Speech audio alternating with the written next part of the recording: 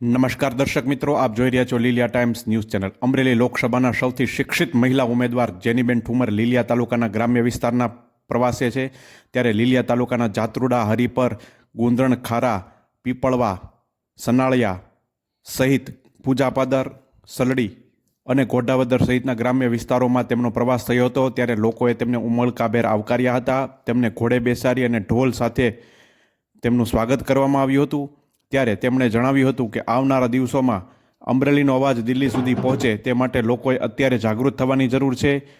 મોંઘવારી, બેરોજગારી અને ભ્રષ્ટાચારે માંજા મૂકી છે. ત્યારે આવનાર સમયમાં લીલિયા તાલુકાના પ્રાણ પ્રશ્નોને હલ કરવા માટે આપ સૌના આશીર્વાદની ખાસ જરૂર છે.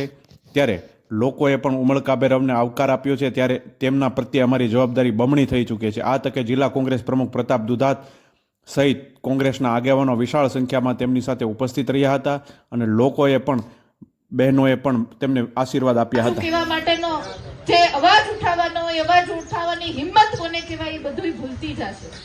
અને પછી કહેશું કે ભાઈ અમે ન્યા ગયા હતા, દાખલો કઢાવવાના 500 રૂપિયા માંગ્યા, હું કરું. આવા અમારા જેવા બેઠા હોય થોડા મજબૂત કરો, બધું અમે કરી દઈશું. પર ભરોસો મૂક્યો અને સમય અને સંજોગ એવા નિર્માણ થયા કે બાલુ હતા, હવારે મતદાન કરવાના હતા અને સાંજે એમને સ્વર્ગસ્થ થયા અને ઉપર જવાનું કુદરતી એટેક આવ્યો અને સમય એવો નિર્માણ થયો કે પ્રતાપ દુધાત